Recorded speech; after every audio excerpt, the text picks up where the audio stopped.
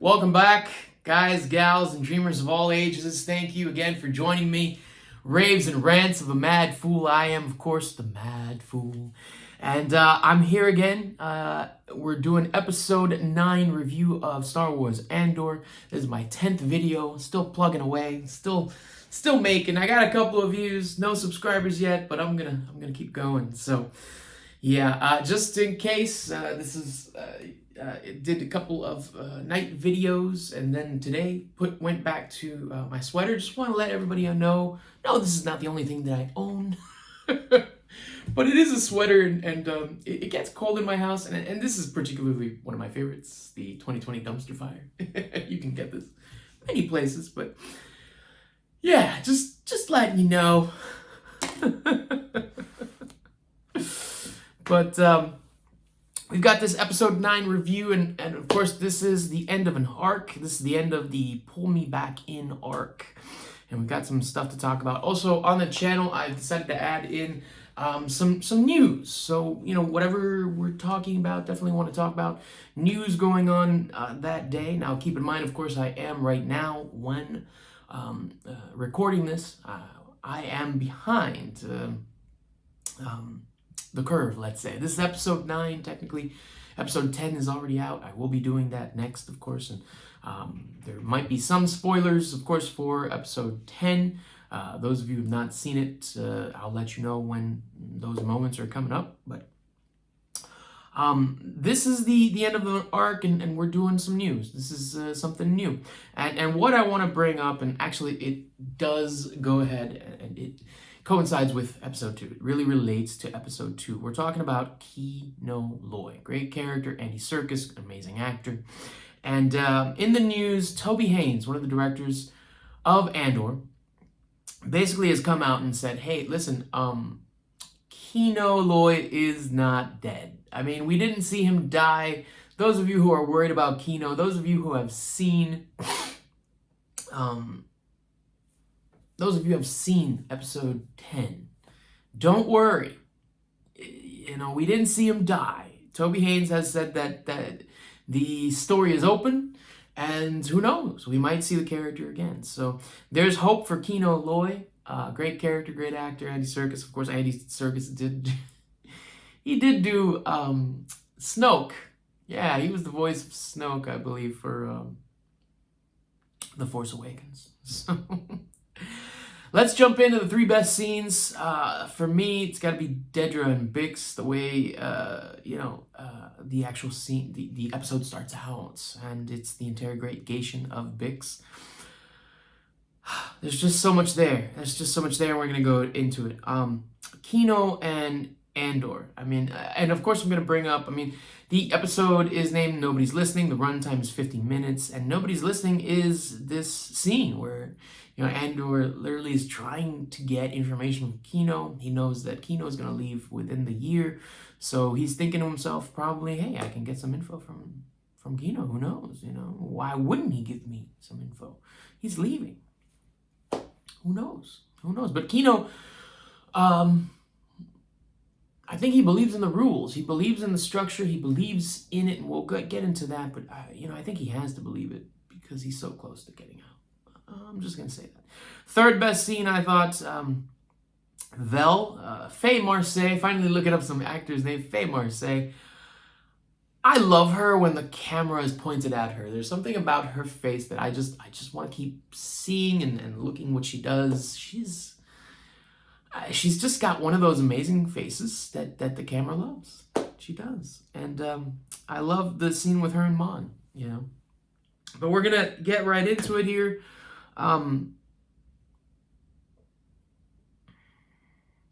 It looks like Andor saw something. It looks like he saw an opening, by the way. This is an episode back when Vimos, I believe his name was, fried himself intentionally. You can tell Andor had a thought, and the thought is, well, they're going to be sending in another man, which means we're going to get to see how the sausage is made. Because all we ever get to see of the guards is, like Kino said previously, when they pick up a body or when they bring someone new. Well, they're going to pick up a body and there's going to be someone new. So, yeah. Episode starts with Dedra.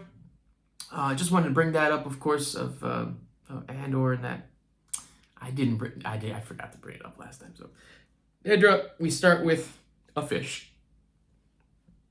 Bix is apparently a fish to Dedra. She's caught her. She's in the net. What happens? It all depends on Bix, is what she's saying, you know? Some of us are very excited about the Doctor's new advancement. Yeah. Bix looks like she's struggling, you know? Dedra says something about a longer session. Longer session? Apparently, they mentioned the radio that Bix is using. By the way, the actress or actor who plays it's Adria Arjona. Lovely, beautiful. I've mentioned her before. Bix. Dedra is Denise Goff. Not too familiar with her work, but she's excellent. Karn that we see, Kyle Soller. Oh, Soller. Oh. He's done a couple things. I haven't seen him in a couple of things, but it looks like, you know, accounting. Like, Dedra asks, I want you to tell me exactly what you did with every single piece of thing that you sold this person. You think she keeps a record? And it made me think, automatically, it made me think, like, you've seen Casino, right? You've seen the movie Casino. Those of you who have seen Casino, if you haven't seen it, and there's about to be spoilers, guys, okay? Casino, there's a scene, of course, a legendary scene where the one guy who has written everything down has accounted for everything because he keeps everything with meticulously. He writes everything down. He keeps a record of all the wrongdoings and all the money. And let's just say that the FBI has a field day with that. So you don't keep records, man. I mean, and if you do, you don't keep incriminating ones. What are you doing? Yeah.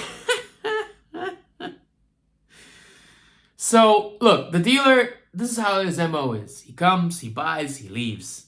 Dedra says, you don't want to bore me. Whoa, bore you? What are you trying to say, Dedra? You're a little sadistic.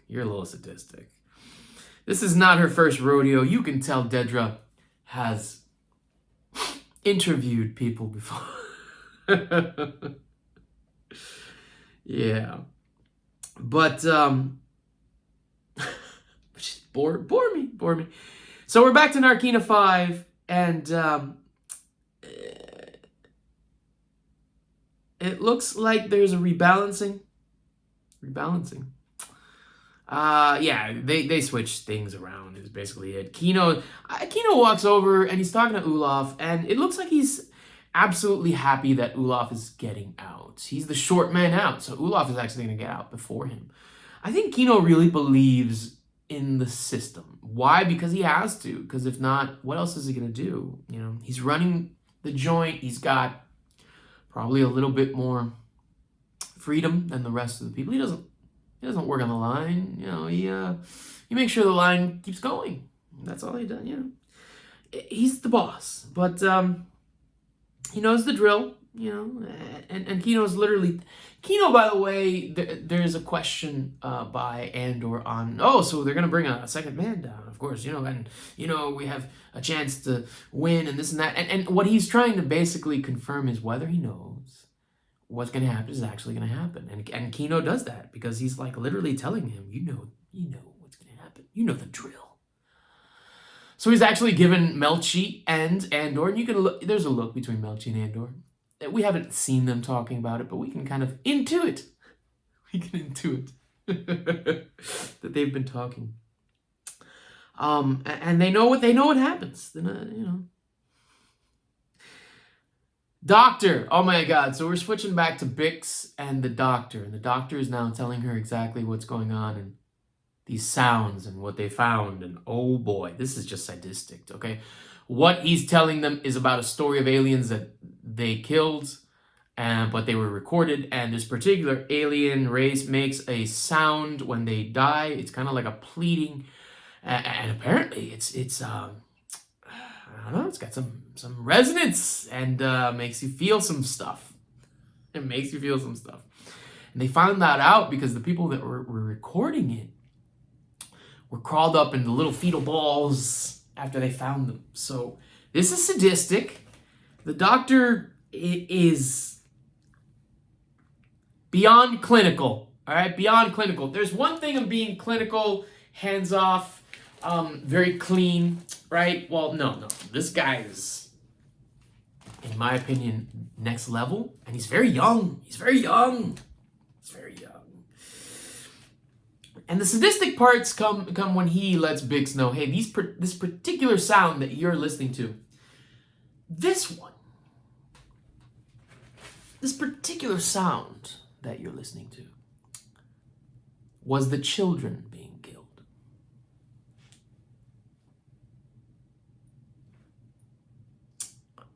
All right, moving on. Oh, wow. Sadistic, man. Sadistic. There's a new layer of cringe, in my opinion, after that scene to the Empire. New level of cringe. Because we've had for years that, the the beautiful times, of course, that we've seen Darth Vader trying to interrogate the ball of interrogation floating around, that famous A New Hope scene. But man, this is sadistic. This is cringe. The Empire, listening. Wow. And Andor's already planning. So this is the scene, of course. And Andor's already planning. He's got allies, you can tell. I feel like Melchi likes him. He's doing something with a pipe in the bathroom. And there's only one thing he could be doing with a pipe in the bathroom because there's water there. So, those of you who know water and stuff will get that. There's a new man coming, and when the new man is coming, they're trying to deduce. Now, we never get this gentleman's name, but he's trying to deduce with them what's going on. Is the elevator hot, not hot? How many actual security guards have you seen? What's the plan? How about we stop it here? We stop it there. We go back to Bix, and it looks like Bix looks just spent, and that's it. It's a quick cut to her, and she looks horrible. Like, oh my god. Then we cut to Olaf. We cut back to the guys. Olaf looks off, man. And Dedra got what she came for. We cut to Dedra. Keep Bix. She's going to keep Bix. She's going to hang Pack. And actually, the prefect said, can we hang Pack? I want to show my authority. All right. Okay. Just treat everybody like dogs, why don't you? Just treat everybody like dogs. All right. Bix is now a liability. I've got to bring this up. So Bix is now a liability to Luthen. Because Bix can identify Luthen.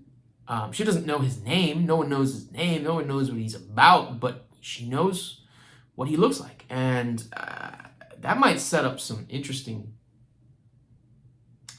boundaries, interesting conflicts, possibly, in the next couple episodes or season 2. We know that Andor has been... absolutely. I mean, I think it was since day one. It was already planned, season 2. And it's funny because I've seen some internet stuff and some videos on YouTube basically saying, oh, they're never going to get a season 2. They've messed up their season 2. Guys, they had a season 2 before. I think they even showed the first episode. So, yeah, I don't know. But Bix has got a liability. Then we get, this is still a temple, Mon Mothma in the Senate. I don't understand why people are getting angry at her. I mean, I get that she's going against the Emperor, but the way that she's doing it, she's trying to speak politely, assertively. She's not aggressive. I don't get it. Why are you bullying her? I don't get it. Why are you getting angry? Mon's cousin's there, Vel. We get to figure out that is her cousin, and we don't know at this point in the scene, of course, because actually we're looking at the limo driver is letting her know, hey, your cousin is here. But oh man, Olaf looks bad, man. Kino is a little angry. He's also worried. It looks like they're in that corridor, that level. What's wrong on 2? Is something really wrong on 2? Are you scrambled or something? Get back on program. Val brought some gifts. And it looks like, Perrin, the father, is like, oh, Daddy lets me do this and wear this. Apparently, Daddy lets you do anything, huh? Okay. Daddy lets me do anything I want, does he? Yes.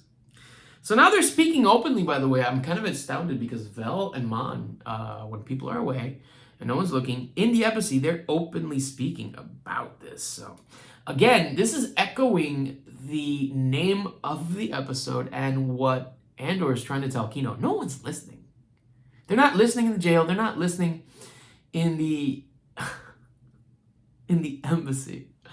They're not listening. That seems to be what Luthen and the rebels do. They listen, but yeah, they listen to that radio. So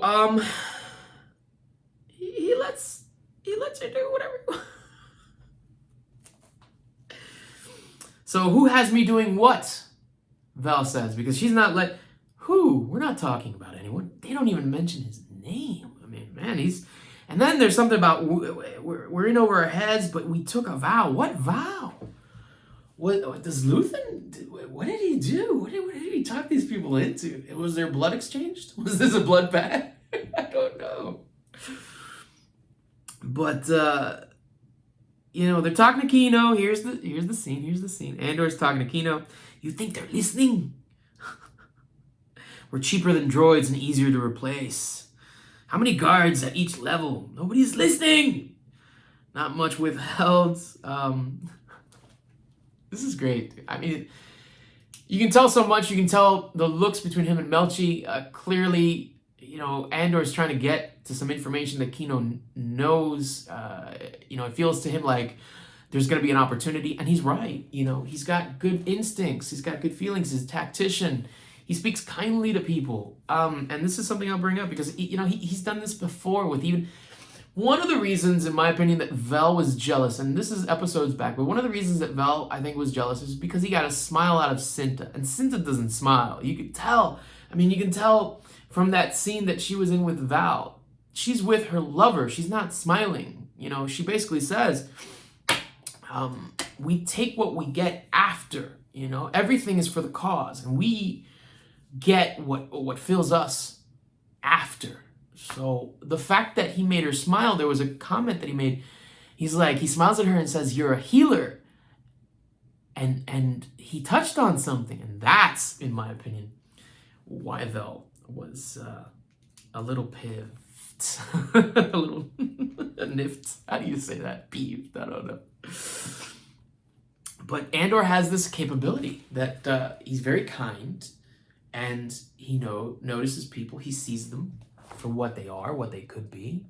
And it brings up some questions about the character and his alien race. Does he know this intuitively? Does he intuit? Was he taught something by Marva and Clem? Do they have years of... or were they grifters? I mean, grifters are great, but, con artists are great at sizing people up, but... Here we go. You think they're listening? They were clean shaven. Cut to the ISB. They're trying to, again, make connections. And this guy, the assistant to Dedra, just comes up with clean shaven. Dude, that's thin. They're trying to tie Ferrix and Aldhani and what Andor did and possibly Aldhani. And all they have is, he was clean shaven. That's thin. That's thin. But they're still going with it because if they can tie it together, they're winning. They're winning. And they can show that win on their records. In the tally, in the book. Yeah, man, put it down. You gotta get those reports in. I don't know if... Clearly, listen, if you worry about the numbers, you're doing something wrong. If all you worry about the numbers, if all you do is worry about the numbers, you're doing something wrong. And that in life is true. You can't be worried all the time about the numbers. You can't be worried all the time about the money. You can't be worried about these things. I'm just going to say that. I'll leave it there. I've got you 20 minutes in. What am I doing? What am I doing? So we find out Marva's bait. They're not going to touch her. Somebody fried out. 100 men. Why were there 100 men? Because they're all in that level. Day shift coming in or night shift coming out. It's 49 men plus the head guy like Kino. It's 50. 50 guys coming in, 50 guys coming out. They fried the whole level on level 2. Wow. They died on the bridge. Kino's armor is he's coming down. He's wondering. Melchi, they set them all free. And that Melchi's comment sets Kino off. Mon is keeping tabs. What's up with... Or Mom. Oh, so we go to car. I'm sorry, I have to mention, we see Cinta giving the support, and Mom is keeping tabs on Karn. Because she's literally telling him everything, and she's like, "Oh, but this is what I provide to you. It's 2 meals a day, and I'd like something on my return on investment. By the way, what are those 2 meals a day? It looks like cereal. You're not doing much. Listen, Mom, you're not doing much, okay? If the second or one of those meals is cereal, mind you." When he brings up the fact that he got the promotion, she's so happy. She refills the cereal, but lets one drop, and she just leaves it there. And Karn picks it up because he's like, "Are you kidding me? This is how you show me that you love me?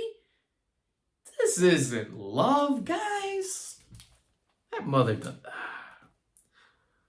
Something wrong with that mother.